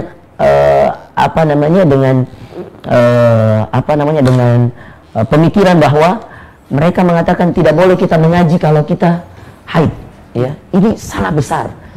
Justru di saat haidlah Anda harus banyak mengaji, karena Anda sudah tidak sholat, Di saat haidlah Anda harus memperbanyak zikir Anda, memperbanyak sedekah Anda. Karena Anda tidak lagi sholat. Dan saudara sekalian yang dimuliakan Allah, khususnya para ibu-ibu, ya, ulama tidak ada yang berbeda pendapat masalah mengaji di waktu haid. Semuanya sepakat boleh. Perbedaannya hanya pada pemegangan mushaf. Ada yang mengatakan, sebagian mengatakan ta'ziman lil Quran, sebagai pengagungan bagi Al-Quran, maka menggunakan sarung tangan atau alas, sapu tangan dan seterusnya. Dan yang lain mengatakan bahkan kalau Anda memegang dalam keadaan tidak memakai sapu tangan tidak mengapa.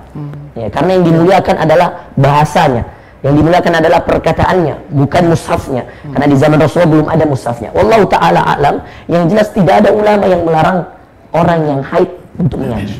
Iya.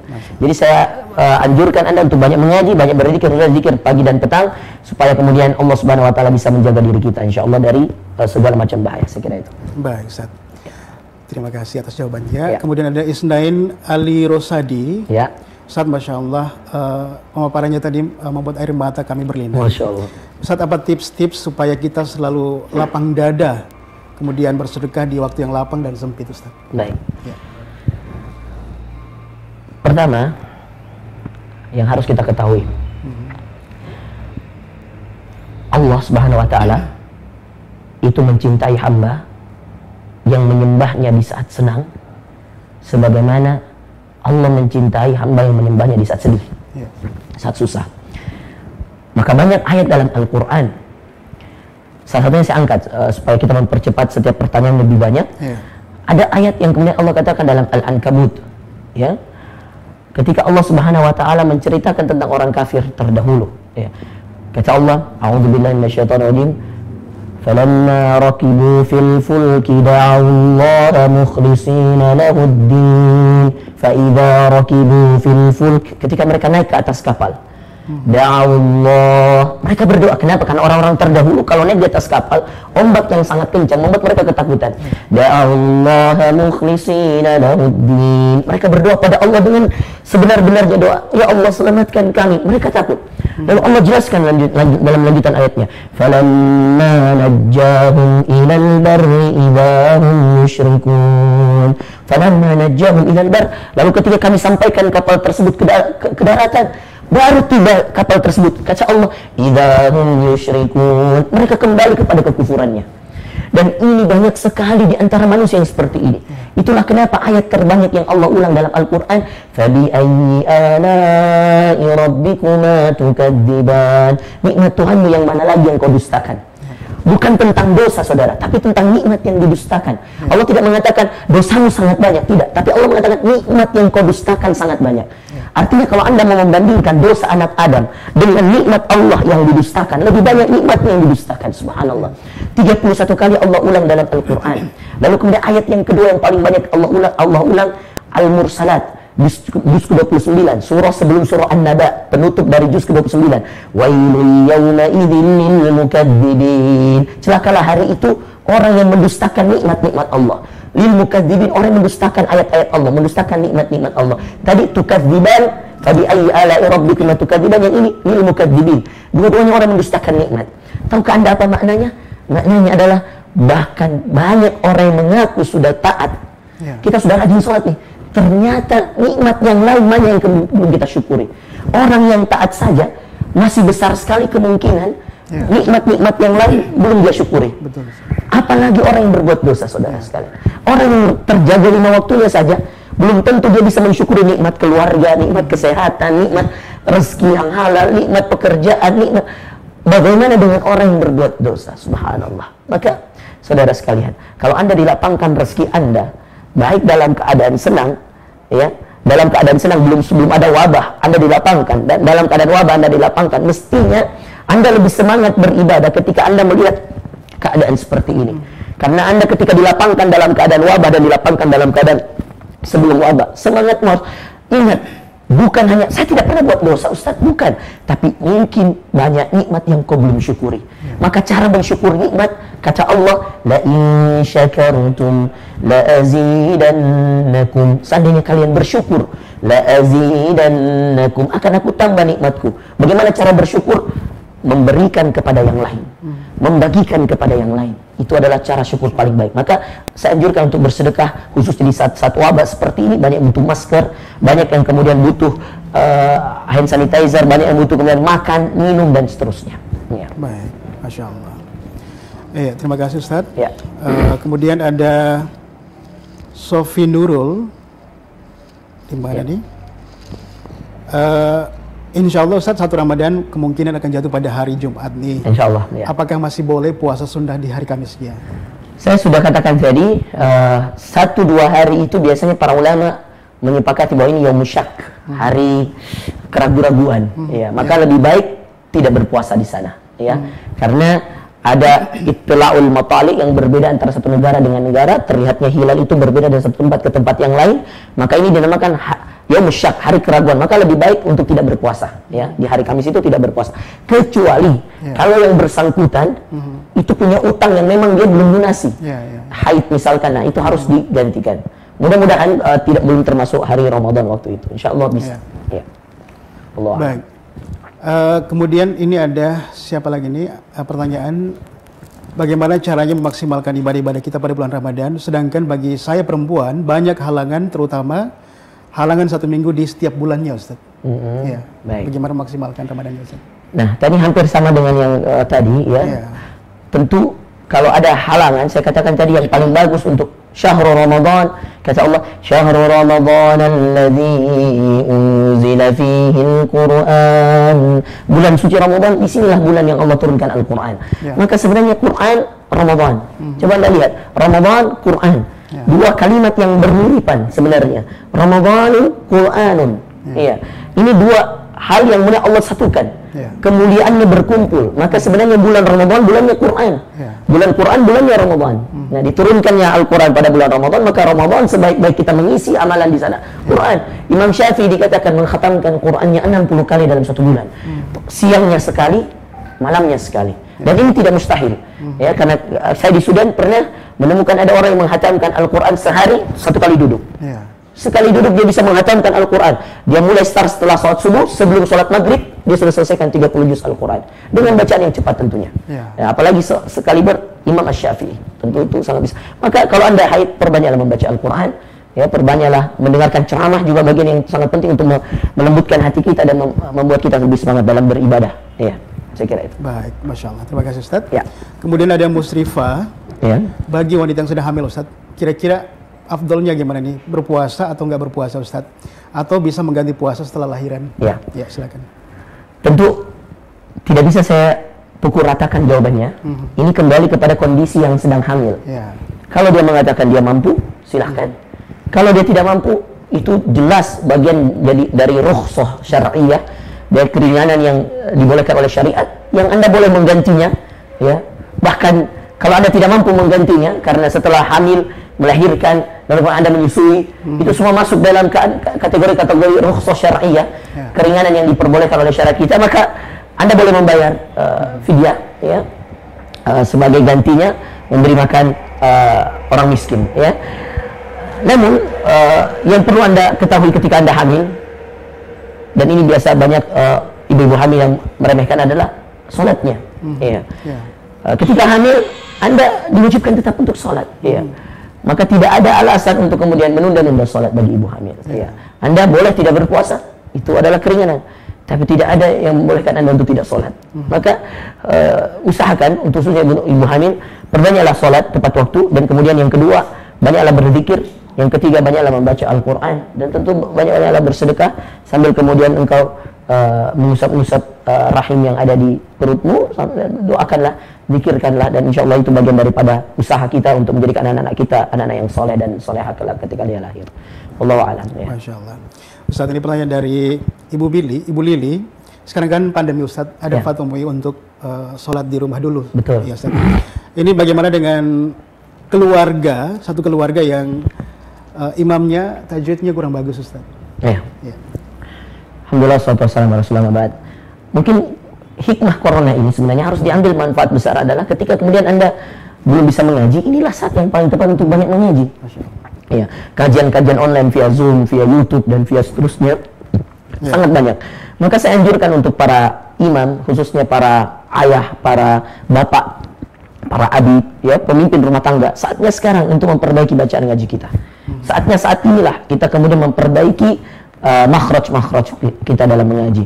Ini adalah waktu yang paling tepat untuk kemudian kita menyendiri kepada Allah Azza wa Jalla di Ramadan nanti, perbanyak belajar mengaji, sehingga kemudian setelah Anda pelajari, Anda bisa langsung pakai di hadapan keluarga Anda. Adapun kalau memang belum terlalu bagus makhrajnya, namun dia bisa membaca Al-Fatihah dengan baik dan benar, itu sudah bagian daripada disahkannya sholat kita, insyaallah, ya. Tentu dengan ditambah dengan peningkatan-peningkatan yang lainnya dari ayah tersebut atau bapak yang menjadi imam untuk kemudian memperbaiki lagi bacaannya, insyaallah. Ya. Insyaallah. Terima kasih Ustaz. Selanjutnya ada Rosnawati. Assalamualaikum Ustaz. Waalaikumsalam. Mau bertanya ini bagaimana bersedekah bagi yang kurang mampu Ustaz? Iya. Padahal mau juga mendapatkan pahala sedekah itu sebanyak-banyaknya pada bulan Ramadan khususnya Ustaz. Ya. Ya.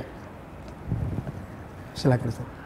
Dalam agama kita itu tidak ada paksaan. Ya. La yukallifullahu nafsan illa wus'aha. Ya. Dan dalam agama kita ini satu. Ya. Ya, di pihak yang lain, satu tidak ada paksaan. Di pihak yang lain, semua dalam agama kita tergantung niat. Ya. Jadi coba bayangkan ya, agama ini luar biasa. Di pihak yang di tengah, ya. Jadi pihak yang kiri, agama ini tidak membebani kecuali sesuai kemampuan. Di pihak yang kanan, agama ini tergantung niat. Di pihak yang tengah, agama ini adalah tentang perjuangan, tentang usaha. Makanya al-jaza' min jinsil amal, kaidahnya. Balasan sesuai dengan beratnya perjuanganmu. Orang yang pincang kakinya ke masjid dengan orang yang sempurna pasti berbeda pahalanya. Orang yang lancar baca Qur'annya, lisannya dimudahkan Allah, dengan orang yang terbata-bata tapi terus membaca, pahalanya jelas berbeda. Rasulullah bahkan mengatakan 2 kali, 2 pahala yang terbata-bata dibanding falahu ajran, dibanding yang lancar. Dan ini masing-masing masyaqqah ada. Nah, sekarang lihat, agama kita menggabungkan ketiganya. Ketika Anda mau bersedekah, ini niat sebelah kanan. Tapi ketika mau mewujudkannya, Anda kesulitan dalam sedekah harta. Tetapi Allah tidak membebani Anda dengan itu. Subhanallah, Allah berikan cara yang lain untuk bersedekah. Kata Rasulullah SAW, fa inna fi kulli tasbih sadaqah wa li kulli tahmid sadaqah. Setiap tasbih, kau mengucapkan tasbih itu sedekah. Setiap tahmid sedekah. Setiap takbir sedekah. Coba bayangkan, ketika kamu tidak mampu memberikan sedekah dalam bentuk harta, kamu bisa memberikan sedekah dalam bentuk ibadah fardiyah. Bayangkan agama ini, subhanallah, Anda tidak mampu di satu, pasti Anda diberikan keluasan yang lain. Subhanallah. Lalu kemudian Anda diberikan lagi keluasan pada pembagian ilmu, memberikan ilmu kepada orang lain. Nasihat itu sedekah. Mengajarkan orang lain pada satu kebaikan itu sedekah, bagian dari sedekah ilmu. Membantu orang lain dengan tenaga itu bagian daripada sedekah tenaga. Maka kalau Anda tidak mampu membagikan harta Anda, padahal Anda ingin bersedekah, maka Anda bisa menempuh jalan yang lain, yaitu ilmu, tasbih, tahmid, zikir, dan bahkan tenaga Anda. Anda bisa menolong orang buta, mengangkatkan berasnya orang yang sudah lemah, atau kemudian membawa anak kecil yang kemudian kesulitan untuk menemukan jalan. Apapun kebaikan itu, ya, Anda bisa lakukan. Bahkan dikatakan dalam hadis, bertakwalah pada Allah bahkan hanya dengan sebutir kurma. Subhanallah. Jadi saya yakin tidak akan ada halangan bagi Anda yang berniat betul-betul untuk mau bersedekah. Selain harta, Anda punya jalan yang lain, yaitu ilmu, tenaga, dan ibadah tasbih, tahmid, dan seterusnya. Allah a'lam. Terima kasih Ustaz. Ya. Selanjutnya ada Iin Ayu Kartika. Mau bertanya Ustaz, bagaimana kalau kita belum selesai melunasi hutang puasa kita Ramadan tahun lalu, kemudian datang lagi Ramadan tahun ini Ustaz? Iya Ustaz. Ini apa dulu keadaannya? Seandainya keadaannya hamil, menyusui, dan seterusnya, atau dia punya penyakit yang tidak berulang, yang penyakit yang terus berulang, yang memang membuat dia tersiksa dan seterusnya, maka dia cukup membayar fidyah saja. Tapi kalau kemudian dia sengaja menunda-nunda dan seterusnya, apalagi utangnya banyak, maka ini yang bisa jadi dosa besar. Ya, karena Ramadan adalah kewajiban, ya, yang harus diganti. Apalagi kalau dia belum menikah, ya, tidak hamil dan seterusnya, ini bahaya sekali kalau Anda menunda-nunda utang Anda. Makanya utang puasa itu sebaiknya didahulukan. Meskipun Aisyah radhiyallahu anha kebanyakan mengganti puasanya di bulan Sya'ban, tapi beliau sangat paham keadaannya, ya. Adapun para wanita sekarang yang kemudian menunda-nunda karena memang meremehkan, lalu kemudian akhirnya terabaikan lagi, maka bertobat pertama, bertobat kepada Allah, ya. Kalau keadaan Anda tidak ada yang menyulitkan, maka bertobatlah pada Allah. Yang kedua, setelah bertobat pada Allah, kalau utang Anda masih ada, Setelah Ramadan Anda ganti di Ramadan yang seterusnya sambil memohon pada Allah al-qabul, ya. Mintalah pada Allah agar Allah menerima puasa Anda, karena tentu dalam kaidah kita Ramadan itu diganti sebelum datang Ramadan yang lain, ya. Maka kalau tidak, ya sudah, berarti harus Anda gantikan pada Ramadan ya, setelah Ramadan ini, dan jangan ditunda lagi. Allah Ta'ala alam, ya, wa ahkam, sesungguhnya yang seperti ini harusnya menjadi catatan penting bagi para akhwat kita untuk kemudian tidak lagi menunda-nunda mengganti puasa Ramadannya, ya. Baik. Selanjutnya ini Ustadz ada Andi Pandangai, Ya. Di Sudiang. Ya. Bolehkah kami membayar zakat ketika wabah saat ini? Bolehkah kami membayar zakat ketika wabah saat ini untuk membantu orang yang kekurangan pada bulan Ramadan saja, Ustaz? Zakatnya Dibayarkan pada orang yang membutuhkan. zakat apa dulu ini? Untuk zakat Ramadan, Zakat fitrah. Iya. Kalau zakat fitrah memang harus dibayarkan, itu kewajiban tentunya. Kalau zakat profesi, Ya. Harta misalkan yang kemudian didapatkan, zakat profesi tersebut, sebagian ulama ada yang mengatakan kalau ada keadaan-keadaan darurat maka bisa didahulukan, ya.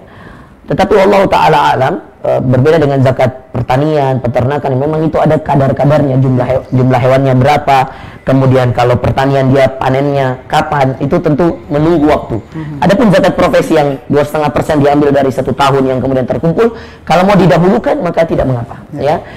Tetapi zakat fitrah memang harus dilakukan pada bulan Ramadan, dan itu dilakukan di akhir-akhir bulan Ramadan, dan tidak boleh dilakukan sebelum bulan Ramadan. Wallahu Ta'ala alam, ini yang menjadi syahid bagi saya. Allah alam. Barangkali mungkin maksud pertanyaan adalah beliau langsung menyerahkan ke yang membutuhkan, tidak melewati. Boleh sekali.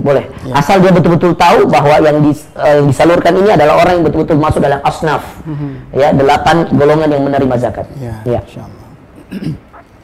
Baik, saya terima kasih atas jawabannya. Kemudian adalah Syifa. Ada Syifa, apakah target ini, mungkin beliau menanggapi ceramahnya Ustaz tadi. Ya. Apakah target itu termasuk janji? Dan apabila kita tidak menyelesaikan target itu, kita sudah masuk dalam hutang, Ustaz. Begini, bedakan nazar yang Anda janjikan kepada Allah dengan target. Ya.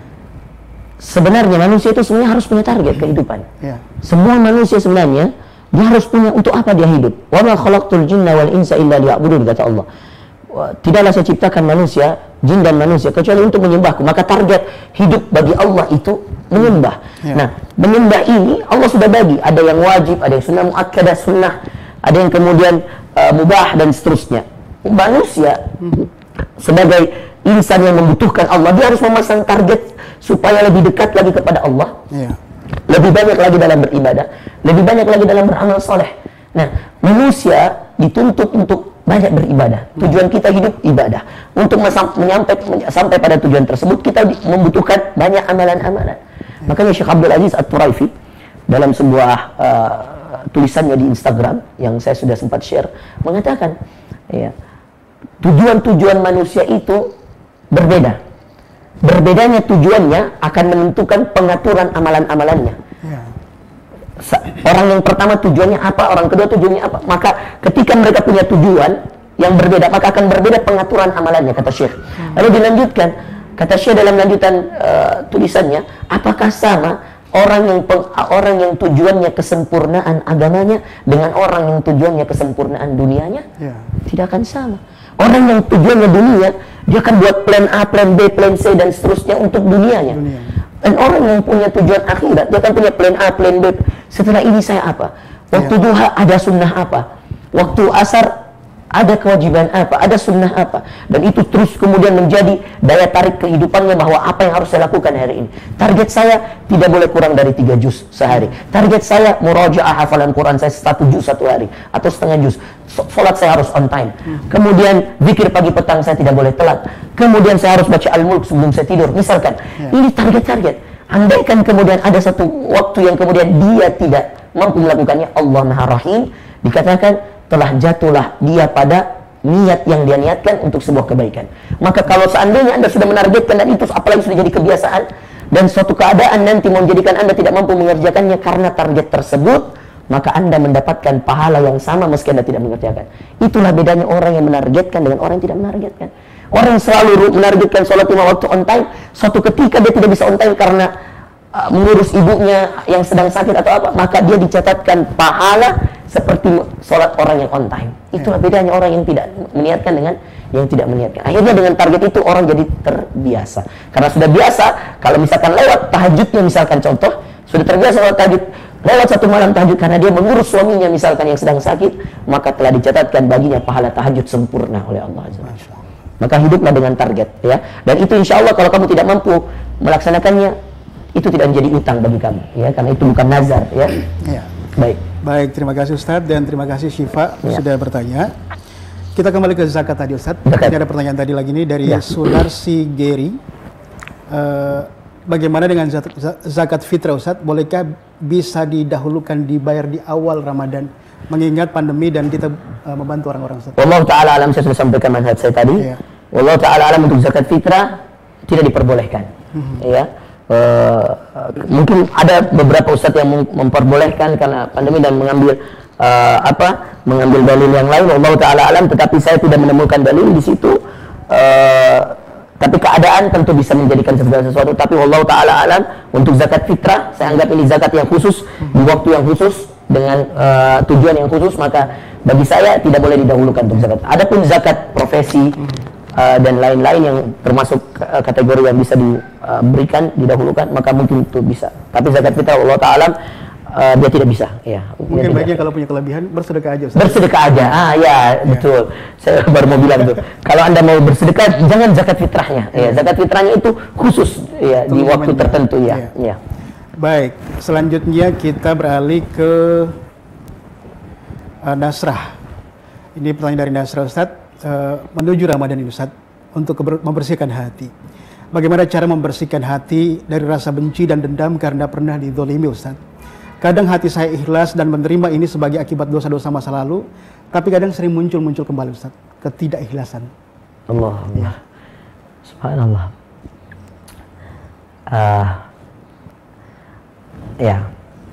Masalah hati ini, ya, ini penting sekali. Saya ingin menasihati diri saya dan antum semua.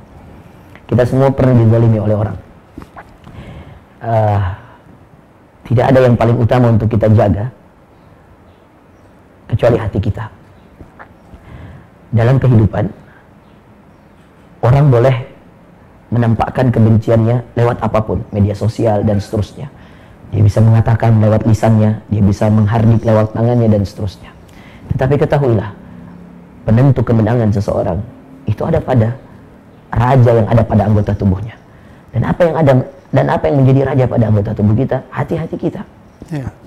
Berkata sallallahu alaihi wasallam, "Ala inna fil jasadi mudghah, idza saluhat saluhal jasadu kulluh, wa idza fasadat fasadal jasadu kulluh, ala wa hiyal qalb." Kata Rasulullah sallallahu alaihi wasallam, ada segumpal darah yang ada di hati manusia. Kalau dia benar, maka akan benar seluruh amalan anggota tubuhnya yang lain. Kalau dia salah, maka akan salah dan buruk semua anggota tubuh yang lain. Ala wahyal qalbu, itulah hati kita. Saya memohon ampun pada Allah atas setiap hati-hati saya yang kemudian buruk terhadap orang lain, dan semoga kita semua diampuni oleh Allah atas hati-hati kita yang mungkin buruk pada orang lain. Ketahuilah, matinya jasad tidak lebih buruk daripada matinya hati. Dan kematian hati adalah kesempurnaan dalam kehancuran. Maka siapa yang terjaga hatinya, maka terjaga kejiwaannya. Dan siapa yang terjaga hatinya kepada Allah Azza wa Jalla, maka terjagalah kehidupannya. Siapa yang hidup hatinya, maka hiduplah dirinya. Dan siapa yang mati hatinya, maka matilah dirinya. Banyak orang yang hidup jasadnya tetapi hatinya telah mati. Kenapa? Dipenuhi dengan dengki, iri, dipenuhi dengan dendam, dipenuhi dengan hal-hal yang kemudian bisa menjadikan dia buruk. Akhirnya semua ibadah yang kau lakukan sulit untuk khusyuk. Mengaji, kamu ingat keburukan orang lain. Mengaji, kamu dendam. Sholat, kamu ingat kedengkian kamu. Tidak ada yang beres. Kenapa? Karena hati. Berbalik dengan orang yang kemudian terbiasa dizalimi, lalu kemudian dia berdoa kepada Allah, dia ikhlaskan hatinya, dan itu salah satu amalan penghuni surga yang diceritakan Rasulullah SAW jauh-jauh hari sebelumnya. Sampai seorang sahabat yang lain ikut menginap di rumahnya hanya untuk menanyakan amalan-amalan. Tidak ada yang istimewa dari orang tersebut yang dijanjikan surga oleh Rasulullah SAW. Kecuali kemudian di akhir dia mengatakan, saya tidak melihat ada amalan istimewa yang kau lakukan.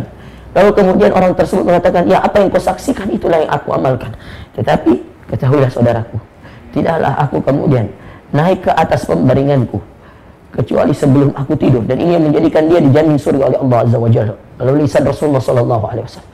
Kata sahabat tersebut kepada sahabat Rasulullah SAW yang menginap di rumahnya, tidaklah saya masuk ke dalam pembaringanku kecuali saya telah memaafkan semua orang yang telah menzalimiku sebelum saya tidur. Subhanallah. Ini amalan penghuni surga. Maka bersihkan hatimu dengan melupakan keburukan-keburukan orang lain. Sebagaimana ada orang yang berbuat buruk padamu, seperti itu jugalah kemudian akan ada orang-orang baik yang selalu akan berbuat baik padamu. Maka saya beritahukan pada antum semua, menghadapi bulan suci Ramadan ini, yang paling terpenting saat ini yang harus kita lakukan sama-sama adalah bersihkan hati kita. Demi Allah, corona tidak akan ngefek, corona tidak akan terlalu berpengaruh kalau hati kita bersih mau kembali pada Allah. Jadikan momentum Ramadan ini momentum pembersihan hati-hati kita. Mungkin selama ini banyak sekali hati-hati kita yang penuh dengan kebencian, penuh dengan dendam, penuh dengan kedengkian yang membuat kita kemudian sulit untuk khusyuk beribadah kepada Allah Azza wa Jalla. Ya, saya kira itu. Masya Allah. Terima kasih Ustadz atas jawabannya. Untuk Nasra, terima kasih. Mudah-mudahan ini bermanfaat untuk jawaban dari Ustadz kita. Terakhir dari Rasmila Rahmat Ustadz, jika seseorang menyanyiakan kedatangan Ramadan, mereka berpuasa tapi hanya sekedar niat karena memang kewajiban, tetapi mereka melakukan maksiat secara sengaja, bagaimana kita menyikapi hal tersebut Ustadz? Diulang. Jika seseorang menyanyiakan kedatangan Ramadan, mereka berpuasa hanya sekedar menggugurkan kewajiban. Baik. Ya Ustadz, bagaimana menyikapi hal ini Ustadz? Baik.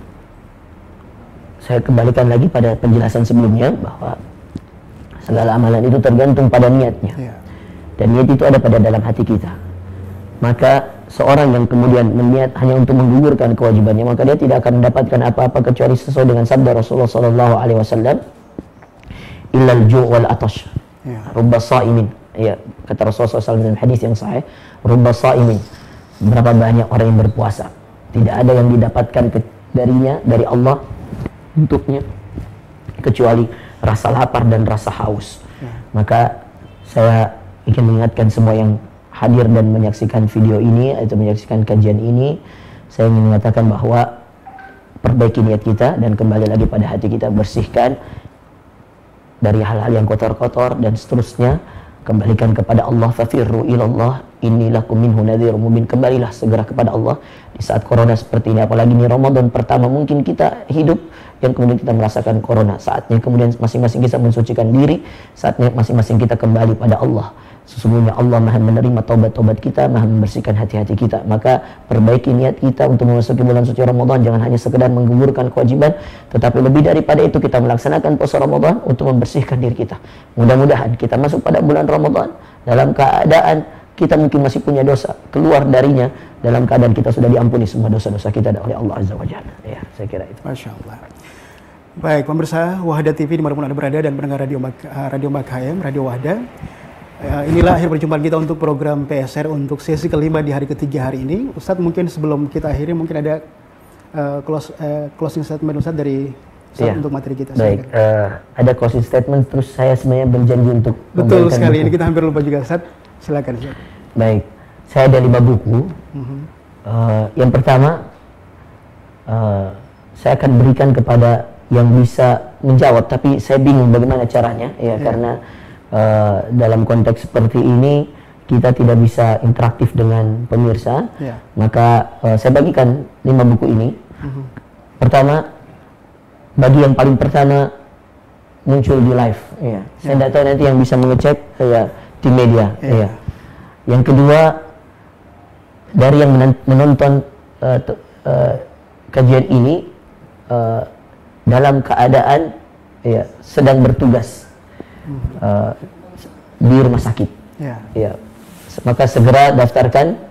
Kalau Anda misal seorang dokter, lalu kemudian Anda putar ini sambil Anda bekerja di rumah sakit, atau Anda perawat, Anda putar kajian ini, mungkin Anda yang berhak, nanti silakan dilaporkan ke YouTube Wahda TV atau di Facebook. Yang ketiga, saya berikan kepada yang menyaksikan ini dari luar negeri, satu orang, ya.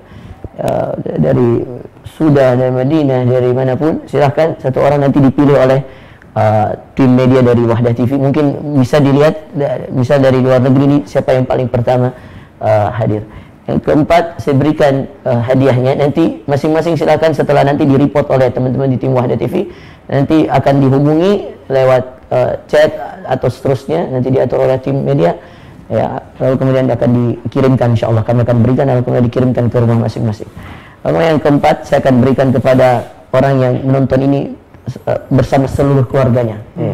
Lengkap, kalau dia 5 orang, suami, istri dan 3 anaknya, maka dia menonton, silakan laporkan, nanti kemudian dicek oleh tim Wahdah TV, lalu kemudian diberikan hadiah. Yang kelima, akan kita berikan kepada seorang anak muda yang kemudian baru saja menikah, ya, sebagai hadiah dari pernikahannya, yang menikah di corona, di waktu corona. Bisa jadi ini jadi hadiah dari kami untuk pernikahan Anda, insyaallah. Jadi saya kira itu 5 ya. Karena kalau kita tanya jawab agak kesulitan ya. Baik, untuk closing statement ya, baik. Alhamdulillah, salatu wassalamu ala rasulillah ba'd. Ya. Saudara-saudara sekalian, Anda telah menyaksikan dan menyimak materi saya. Ada 5 hal tadi yang saya sebutkan dalam bekal-bekal terbaik kita sebelum masuk di bulan suci Ramadan. Perbanyak yang 5 itu, lalu yang kemudian menjadi hal yang paling utama yang tadi juga sempat ditanyakan oleh penanya adalah membersihkan hati. Saya ingin memberitahukan kepada Anda bahwa sungguh celaka orang-orang yang kemudian mau beribadah kepada Allah Azza wa Jalla, tetapi dalam keadaan hatinya penuh dengan kotoran-kotoran. Apakah bisa kemudian kita mendekatkan diri kepada Allah dalam keadaan hati kita dipenuhi dengan rasa dendam, rasa dengki dan seterusnya? Saudara, dunia ini akan menarik selalu peminatnya, ya, untuk selalu mencintainya. Tetapi akhirat Allah akan selalu menarik peminatnya untuk selalu bergegas kepadanya. Orang yang mencintai akhirat tidak cukup dengan kalimat cinta. Akhirat tidak hanya buayan-buayan kata yang kemudian Anda ucapkan lewat lisan atau Anda tuliskan lewat sebuah kertas. Akhirat adalah tentang bergegas melakukan amalan-amalan. Cinta itu untuk akhirat bukan seperti cinta kepada dunia. Dunia ini, Anda mengatakan saya cinta dunia, dunia akan mendatangi Anda, saudara sekalian. Bahkan kalau Anda hanya tidur bangun, rezekimu ditanggung Allah. Percaya sama saya. Tetapi saudara sekalian yang dimuliakan Allah, tidak akan pernah Anda masuk ke dalam surganya Allah. Tidak akan pernah Anda mendapatkan kenikmatan beribadah di jalan Allah. Tidak akan pernah Anda merasakan kekhusyuan ketika beribadah kepada Allah, kecuali adalah Anda termasuk orang-orang yang bergegas. Fastabiqul khairat dalam ayat. Wa fi dzalika falyatanafasil mutanafisun. Dan pada hal-hal yang baik tersebut, pada kemuliaan-kemuliaan tersebut, falyatanafasil mutanafisun. Hendaklah mereka berlomba-lomba untuk mendapatkannya. Dan dalam ayat yang lain, wasari'u ila maghfirah. Bergegaslah kalian kepada ampunan Allah, wa jannah, dan kepada surga. Anda disuruh bergegas, nggak boleh nyantai untuk akhirat, saudara sekalian. Untuk dunia kata Allah, huwallazi ja'ala lakumul arda dzalula famshu. Dialah Allah menjadikan bumi ini hamparan rezeki-rezekimu. Famshu, berjalanlah. Tetapi untuk akhirat, fafirru ilallah dalam Al-Dzariyat. Bergegaslah kalian, berlarilah kepada Allah. Wasari'u ila maghfirah. Bergegaslah kepada ampunan Allah. Ingat, orang yang cintanya dunia, dia akan mudah mengucapkan dunia, dan dia akan kemudian mudah menguntaikan kata-kata untuk dunianya, dan dunia akan mendatanginya. Tetapi akhirat butuh pembuktian, karena cinta kepada Allah, cinta kepada Rasulullah selalu terikat dengan pembuktian keimanan. Itulah kenapa Allah mengatakan, am hasibtum an tadkhulul jannah walamma ya'lamillahu alladhina jahadu minkum wa ya'lamus sabirin. Apakah kalian mengira akan mudah masuk surga? Walamma ya'lamillahu alladhina jahadu minkum wa ya'lamus sabirin. Sedangkan Allah belum mengetahui siapa di antara kalian yang betul-betul berjuang untuk Allah dan siapa yang bersabar atas musibah yang Allah berikan. Maka surga diikat dengan perjuangan dan surga diikat dengan kesabaran. Bersihkan hatimu, terus berjuang untuk akhirat, dan bersabarlah atas musibah yang menimpamu. Insya Allah surga balasanmu sebagaimana janji Rasulullah, ala inna sil'atallahi ghaliyah. Sungguh balasan Allah itu mahal. Ala inna sil'atallahi jannah. Dan yang mahal itu surga Allah. Barakallahu fikum. Jazakumullah khair. Masya Allah. Terima kasih banget Ustadz atas waktunya dan wejangannya di pagi hari ini. Mudah-mudahan bermanfaat untuk kita semua dan mudah-mudahan kita bisa menyambut Ramadan dengan hati yang bersih tentunya. Kami ingatkan buat Anda bahwa insya Allah pada pukul 14 nanti ada program yang sama untuk sesi ke-6 pada pukul 14 waktu Indonesia Tengah bersama Ustadz Ahmad Hanafi LCMA Hafizahullah. Dan banyak sekali pertanyaan yang masuk tuh, pertanyaan-pertanyaan yang sama dan juga ada yang pernah dibahas di hari-hari sebelumnya. Jadi buat teman-teman yang pertanyaan yang belum dibahas, bisa scroll video-video sebelumnya di hari pertama kedua, ada jawaban-jawaban yang sudah ada di sana. Dan kami ucapkan terima kasih kepada para sponsor acara yang sudah ikut berpartisipasi dalam program kami. Kita masih di tengah pandemi, jaga jarak, tetap di rumah. Kemudian jangan keluar rumah, kalaupun terpaksa keluar, pakai masker Anda. Kami akhiri perjumpaan kita. Subhanakallahumma bihamdik, asyhadu an la ilaha illa anta, astaghfiruka wa atubu ilaik. Wassalamualaikum warahmatullahi wabarakatuh.